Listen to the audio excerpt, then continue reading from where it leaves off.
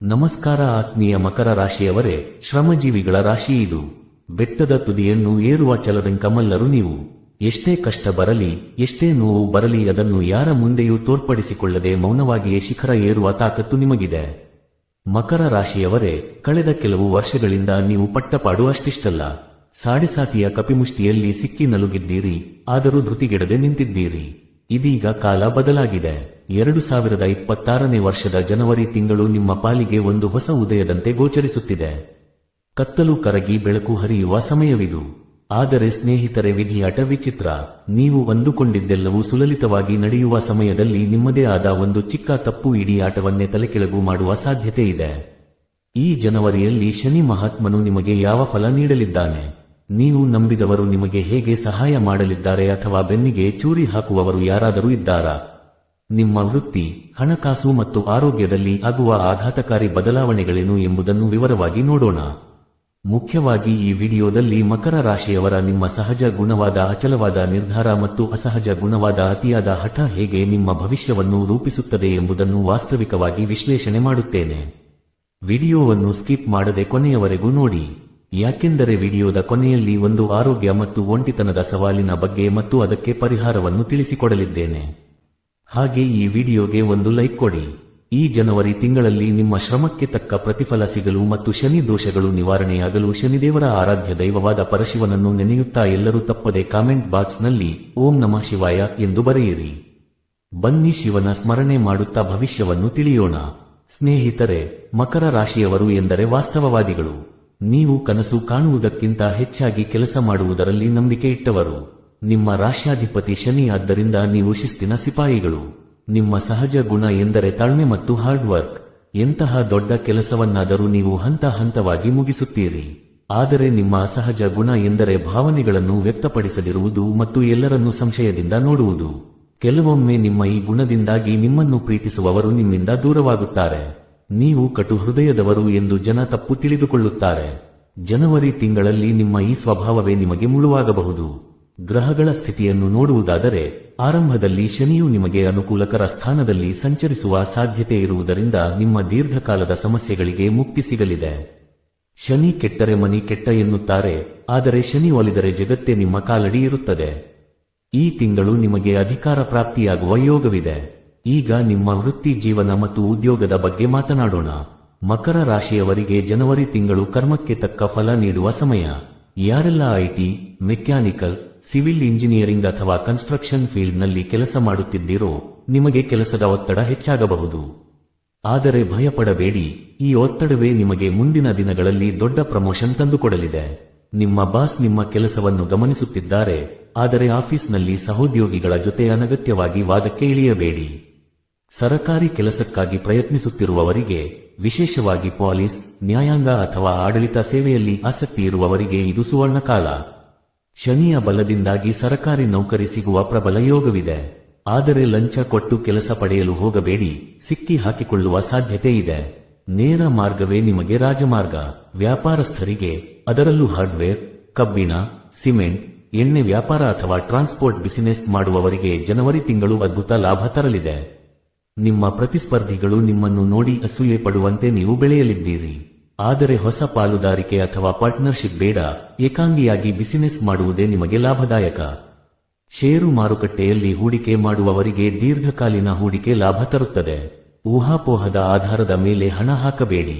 ನಿರುದ್ಯೋಗಿಗಳಿಗೆ ಜನವರಿ ತಿಂಗಳು ಹೋರಾಟದ ಅಂತ್ಯವನ್ನು ಸೂಚಿಸುತ್ತಿದೆ. ತಿಂಗಳ ಆರಂಭದಲ್ಲಿ ಸ್ವಲ್ಪ ನಿರಾಶೆಯಾದರೂ ಜನವರಿ 20ರ ನಂತರ ನಿಮಗೆ ಒಳ್ಳೆಯ ಕಂಪನಿಯಿಂದ ಆಫರ್ ಲೆಟರ್ ಬರುವ ಸಾಧ್ಯತೆ ಇದೆ. ಸ್ವಲ್ಪ ಕಡಿಮೆ ಸಂಬಳವಾದರೂ ಪರವಾಗಿಲ್ಲ, ಕೆಲಸಕ್ಕೆ ಸೇರಿಕೊಳ್ಳಿ, ಯಾಕೆಂದರೆ ಖಾಲಿ ಕೂತರೆ ನಿಮ್ಮ ಮನಸ್ಸು ಕೆಡುತ್ತದೆ. ಹಣಕಾಸಿನ ವಿಚಾರಕ್ಕೆ ಬಂದರೆ, ಮಕರ ರಾಶಿಯವರು ಹಣವನ್ನು ಅನಗತ್ಯವಾಗಿ ಖರ್ಚು ಮಾಡುವವರಲ್ಲ. ನೀವು ಹಣದ ಬೆಲೆ ಬಲ್ಲವರು. ಜನವರಿ ತಿಂಗಳಲ್ಲಿ ನಿಮ್ಮ ಆರ್ಥಿಕ ಪರಿಸ್ಥಿತಿ ಸ್ಥಿರವಾಗಿರುತ್ತದೆ. ಹಳೆಯ ಸಾಲಗಳನ್ನು ತೀರಿಸಲು ನಿಮಗೆ ಮಾರ್ಗ ಸಿಗುತ್ತದೆ. ನಿಮ್ಮ ಪೂರ್ವಜರ ಆಸ್ತಿ ಅಥವಾ ಪಿತ್ರಾರ್ಜಿತ ಆಸ್ತಿಯಿಂದ ನಿಮಗೆ ಹಣ ಬರುವ ಯೋಗವಿದೆ. ಆದರೆ ಜಮೀನು ತಂಟೆ ತಾಪತ್ರಯಗಳು ಇದ್ದರೆ, ಕೋರ್ಟ್ನಲ್ಲಿ ಕೇಸ್ ನಡೆಯುತ್ತಿದ್ದರೆ ತೀರ್ಪು ಬರುವಲ್ಲಿ ಇನ್ನೂ ಸ್ವಲ್ಪ ವಿಳಂಬವಾಗಬಹುದು. ತಾಳ್ಮೆ ಕಳೆದುಕೊಳ್ಳಬೇಡಿ. ಗೃಹಿಣಿಯರಿಗೆ ಈ ತಿಂಗಳು ಉಳಿತಾಯದ ತಿಂಗಳು. ನೀವು ಅಂದುಕೊಂಡ ಹಾಗೆ ಚಿನ್ನದ ಒಡವೆ ಅಥವಾ ಬೆಳ್ಳಿಯ ವಸ್ತುಗಳನ್ನು ಖರೀದಿಸಲು ಸಾಧ್ಯವಾಗದಿದ್ದರೂ ಬ್ಯಾಂಕ್ನಲ್ಲಿ ಹಣ ಕೂಡಿಡುವ ಯೋಗವಿದೆ. ಕುಟುಂಬ ಜೀವನದಲ್ಲಿ ಮಕರ ರಾಶಿಯವರು ಸ್ವಲ್ಪ ಎಚ್ಚರವಾಗಿರಬೇಕು.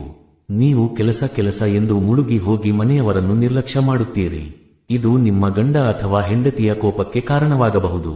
ಜನವರಿ ತಿಂಗಳಲ್ಲಿ ಮನೆಯಲ್ಲಿ ಸಣ್ಣ ಪುಟ್ಟ ಜಗಳಗಳು ಮನಸ್ತಾಪಕ್ಕೆ ತಿರುಗಬಹುದು. ದಯವಿಟ್ಟು ವಾರದಲ್ಲಿ ಒಂದು ದಿನವಾದರೂ ಕುಟುಂಬದ ಜೊತೆ ಕಾಲ ಕಳೆಯಿರಿ, ಇಲ್ಲದಿದ್ದರೆ ಸಂಬಂಧಗಳು ಮುರಿದು ಬೀಳುವ ಹಂತಕ್ಕೆ ಹೋಗಬಹುದು. ಡೈವರ್ಸ್ ಕೇಸ್ ನಡೆಯುತ್ತಿದ್ದರೆ ರಾಜಿ ಮಾಡಿಕೊಳ್ಳಲು ಇದು ಸೂಕ್ತ ಸಮಯವಲ್ಲ, ಸ್ವಲ್ಪ ಸಮಯ ಕಾಯಿರಿ. ಪ್ರೀತಿ ಪ್ರೇಮದ ವಿಚಾರದಲ್ಲಿ ಮಕರ ರಾಶಿಯವರು ಹೆಚ್ಚು ಪ್ರಾಯೋಗಿಕವಾಗಿ ಯೋಚಿಸುತ್ತಾರೆ. ಪ್ರೇಮಿಗಳ ನಡುವೆ ರೊಮ್ಯಾನ್ಸ್ಗಿಂತ ಜವಾಬ್ದಾರಿ ಹೆಚ್ಚಾಗಿರುತ್ತದೆ. ಇದು ಒಳ್ಳೆಯದೇ, ಆದರೆ ಅತಿಯಾದ ಗಂಭೀರತೆ ಸಂಬಂಧದಲ್ಲಿ ಬೇಸರ ತರಿಸಬಹುದು. ಅವಿವಾಹಿತರಿಗೆ ಈ ತಿಂಗಳು ದೂರದ ಸಂಬಂಧದಿಂದ ಅಥವಾ ಮ್ಯಾಟ್ರಿಮೋನಿ ಮೂಲಕ ಒಳ್ಳೆಯ ಸಂಬಂಧ ಕೂಡಿ ಬರಲಿದೆ. ಆದರೆ ಜಾತಕದಲ್ಲಿ ಕುಜದೋಷವಿದ್ದರೆ ಪರಿಹಾರ ಮಾಡಿಕೊಂಡೇ ಮುಂದುವರಿಯಿರಿ. ಸಂತಾನ ಭಾಗ್ಯಕ್ಕಾಗಿ ಕಾಯುತ್ತಿರುವ ದಂಪತಿಗಳಿಗೆ ವೈದ್ಯಕೀಯ ನೆರವು ಬೇಕಾಗಬಹುದು. ದೇವರ ಅನುಗ್ರಹ ಮತ್ತು ವೈದ್ಯರ ಚಿಕಿತ್ಸೆ ಎರಡು ಸೇರಿದರೆ ಫಲ ಸಿಗುವುದು ಖಂಡಿತ. ವಿದ್ಯಾರ್ಥಿಗಳೇ, ಶನಿ ನಿಮಗೆ ವಿದ್ಯೆಯ ಕಾರಕನಲ್ಲದಿದ್ದರೂ ಶ್ರಮದ ಕಾರಕ. ನೀವು ಎಷ್ಟು ಓದುತ್ತೀರೋ ಅಷ್ಟೇ ಅಂಕ ಬರುತ್ತದೆ, ಶಾರ್ಟ್ ಕಟ್ ಹುಡುಕಬೇಡಿ. ತಾಂತ್ರಿಕ ಶಿಕ್ಷಣ, ಕಾನೂನು ಅಥವಾ ಸಿಎ ಓದುತ್ತಿರುವ ವಿದ್ಯಾರ್ಥಿಗಳಿಗೆ ಇದು ಅತ್ಯುತ್ತಮ ಸಮಯ. ವಿದೇಶ ವಿದ್ಯಾಭ್ಯಾಸಕ್ಕಾಗಿ ಹೋಗಲು ಇಚ್ಛಿಸುವವರಿಗೆ ವೀಸಾ ಸಿಗುವ ಯೋಗವಿದೆ, ಆದರೆ ಪೇಪರ್ ವರ್ಕ್ನಲ್ಲಿ ಹೆಚ್ಚು ಗಮನ ಕೊಡಿ. ಆರೋಗ್ಯದ ವಿಚಾರದಲ್ಲಿ ಮಕರ ರಾಶಿಯವರು ಬಹಳ ಎಚ್ಚರವಾಗಿರಬೇಕು. ಜನವರಿ ತಿಂಗಳಲ್ಲಿ ನಿಮಗೆ ಮುಖ್ಯವಾಗಿ ಮಂಡಿ ನೋವು, ಕೀಲು ನೋವು ಮತ್ತು ಹಲ್ಲು ನೋವಿನ ಸಮಸ್ಯೆ ಕಾಡಬಹುದು. ಶನಿ ವಾತ ಕಾರಕನಾಗಿರುವುದರಿಂದ ಗ್ಯಾಸ್ಟ್ರಿಕ್ ಸಮಸ್ಯೆ ಕೂಡ ಹೆಚ್ಚಾಗಬಹುದು. ವಯೋವೃದ್ಧರು ಜಾರಿ ಬೀಳದಂತೆ ನೋಡಿಕೊಳ್ಳಿ. ತಂದೆ ತಾಯಿಯ ಆರೋಗ್ಯದ ಕಡೆಗೆ ಗಮನ ಕೊಡಿ. ತೀರ್ಥಯಾತ್ರೆಗೆ ಹೋಗುವುದಾದರೆ ಎತ್ತರದ ಪ್ರದೇಶಗಳಿಗೆ ಅಥವಾ ಗುಡ್ಡಗಾಡು ಪ್ರದೇಶಗಳಿಗೆ ಹೋಗುವಾಗ ಜಾಗ್ರತೆ ಇರಲಿ. ಈಗ ಅತಿ ಮುಖ್ಯವಾದ ಭಾಗ, ಮಕರ ರಾಶಿಯವರು ಎದುರಿಸಬೇಕಾದ ಆ ಕಠಿಣ ಸವಾಲು ಯಾವುದು? ಸ್ನೇಹಿತರೆ, ಅದು ಮಾನಸಿಕ ಏಕಾಂಗಿತನ ಮತ್ತು ಆರೋಗ್ಯದ ಏರುಪೇರು. ಹೌದು, ನೀವು ವೃತ್ತಿ ಜೀವನದಲ್ಲಿ ಉತ್ತುಂಗಕ್ಕೆ ಇರುತ್ತೀರಿ, ಹಣ ಸಂಪಾದನೆ ಮಾಡುತ್ತೀರಿ, ಅಧಿಕಾರ ಪಡೆಯುತ್ತೀರಿ. ಆದರೆ ಇದೆಲ್ಲವನ್ನು ಅನುಭವಿಸಲು ನಿಮ್ಮ ಜೊತೆ ಯಾರೂ ಇಲ್ಲದಂತಹ ಪರಿಸ್ಥಿತಿ ನಿರ್ಮಾಣವಾಗಬಹುದು. ನಿಮ್ಮ ಅತಿಯಾದ ಕೆಲಸದ ಹುಚ್ಚು ಮತ್ತು ಹಠಮಾರಿತನದಿಂದ ನಿಮ್ಮವರೇ ನಿಮ್ಮಿಂದ ದೂರ ಸರಿಯಬಹುದು. ನಾನು ಗೆದ್ದೆ ಆದರೆ ಸೋತೆ ಎನ್ನುವ ಭಾವನೆ ಬರದಂತೆ ನೋಡಿಕೊಳ್ಳಿ. ಮತ್ತೊಂದು ಮುಖ್ಯ ವಿಷಯವೆಂದರೆ ನೀವು ನಿಮ್ಮ ಆರೋಗ್ಯವನ್ನು ನಿರ್ಲಕ್ಷ್ಯ ಮಾಡುತ್ತಿದ್ದೀರಿ. ಸಣ್ಣ ನೋವು ತಾನೇ ಎಂದು ಸುಮ್ಮನಿರುತ್ತೀರಿ, ಆದರೆ ಇದು ಮುಂದೆ ಆಸ್ಪತ್ರೆಗೆ ದಾಖಲಾಗುವ ಪರಿಸ್ಥಿತಿ ತರಬಹುದು. ಆದ್ದರಿಂದ ಆರೋಗ್ಯವೇ ಭಾಗ್ಯ ಎಂದು ತಿಳಿದು ನಿಮ್ಮ ಶರೀರಕ್ಕೆ ವಿಶ್ರಾಂತಿ ಕೊಡಿ. ಹಾಗಾದರೆ ಈ ಎಲ್ಲಾ ಸಮಸ್ಯೆಗಳಿಗೆ, ಒಂಟಿತನಕ್ಕೆ ಮತ್ತು ಆರೋಗ್ಯ ಬಾಧೆಗೆ ಪರಿಹಾರವೇನು? ಮಕರ ರಾಶಿಯವರಿಗೆ ಅತ್ಯಂತ ಶಕ್ತಿಶಾಲಿಯಾದ ಪರಿಹಾರಗಳನ್ನು ಹೇಳುತ್ತೇನೆ ಕೇಳಿ. ಮಕರ ರಾಶಿಯ ಅಧಿಪತಿ ಶನಿ ದೇವರಿಗೆ ಶಿವನೆಂದರೆ ಪ್ರಾಣ. ಆದ್ದರಿಂದ ಪ್ರತಿ ಸೋಮವಾರ ಶಿವನ ದೇವಸ್ಥಾನಕ್ಕೆ ಹೋಗಿ ಬಿಲ್ವಪತ್ರೆಯನ್ನು ಅರ್ಪಿಸಿ ಮತ್ತು ಓಂ ನಮಃ ಶಿವಾಯ ಮಂತ್ರವನ್ನು 108 ಬಾರಿ ಜಪಿಸಿ. ಇದು ನಿಮ್ಮ ಮಾನಸಿಕ ಒತ್ತಡವನ್ನು ಕಡಿಮೆ ಮಾಡುತ್ತದೆ. ಶನಿವಾರದಂದು ಶನಿ ದೇವಸ್ಥಾನದಲ್ಲಿ ಎಳ್ಳೆಣ್ಣೆ ದೀಪವನ್ನು ಹಚ್ಚಿ ಮತ್ತು ಸಾಧ್ಯವಾದರೆ ಕಪ್ಪು ಎಳ್ಳನ್ನು ದಾನ ಮಾಡಿ. ಇದು ನಿಮ್ಮ ಆರೋಗ್ಯ ಸಮಸ್ಯೆಯನ್ನು ನಿವಾರಿಸುತ್ತದೆ. ಶನಿ ದೇವರಿಗೆ ವಿಕಲಾಂಗರೆಂದರೆ ಪ್ರೀತಿ, ಆದ್ದರಿಂದ ಅಂಗವಿಕಲರಿಗೆ ನಿಮ್ಮ ಕೈಲಾದ ಸಹಾಯ ಮಾಡಿ. ಅದು ಹಣವಾಗಿರಬಹುದು ಅಥವಾ ಊಟವಾಗಿರಬಹುದು. ಇದು ಶನಿ ದೋಷಕ್ಕೆ ರಾಮಬಾಣ. ಶನಿ ಕಾಟ ತಡೆಯಲು ಹನುಮಂತನ ಪ್ರಾರ್ಥನೆ ಕೂಡ ಒಳ್ಳೆಯದು. ಮಂಗಳವಾರ ಹನುಮಾನ್ ಚಾಲಿಸಾ ಪಠಿಸಿ. ಸ್ನೇಹಿತರೆ, 2026ರ ಜನವರಿ ತಿಂಗಳು ಮಕರ ರಾಶಿಯವರ ಪಾಲಿಗೆ ಗೆಲುವಿನ ತಿಂಗಳು. ಆದರೆ ಆ ಗೆಲುವು ಅಹಂಕಾರವನ್ನು ತರಬಾರದು. ಸಂಬಂಧಗಳನ್ನು ಉಳಿಸಿಕೊಳ್ಳಿ, ಆರೋಗ್ಯವನ್ನು ಕಾಪಾಡಿಕೊಳ್ಳಿ, ಆಗ ಮಾತ್ರ ನಿಮ್ಮ ಜೀವನ ಪರಿಪೂರ್ಣವಾಗುತ್ತದೆ. ಆ ಪರಶಿವನ ಕೃಪೆ ಸದಾ ನಿಮ್ಮ ಮೇಲೆ ಇರಲಿ ಎಂದು ನಾನು ಪ್ರಾರ್ಥಿಸುತ್ತೇನೆ. ಈ ಮಾಹಿತಿ ನಿಮಗೆ ಇಷ್ಟವಾಗಿದ್ದರೆ ದಯವಿಟ್ಟು ಲೈಕ್ ಮಾಡಿ. ನಿಮ್ಮ ಅನಿಸಿಕೆಗಳನ್ನು ಕಾಮೆಂಟ್ ಬಾಕ್ಸ್ನಲ್ಲಿ ಹಂಚಿಕೊಳ್ಳಿ. ಮುಖ್ಯವಾಗಿ ಓಂ ನಮಃ ಶಿವಾಯ ಎಂದು ಕಾಮೆಂಟ್ ಮಾಡುವುದನ್ನು ಮರೆಯಬೇಡಿ. ಮುಂದಿನ ವಿಡಿಯೋದಲ್ಲಿ ಕುಂಭ ರಾಶಿಯ ಭವಿಷ್ಯದೊಂದಿಗೆ ಮತ್ತೆ ಸಿಗೋಣ. ಅಲ್ಲಿಯವರೆಗೂ ನಮಸ್ಕಾರ, ಶುಭ ದಿನ.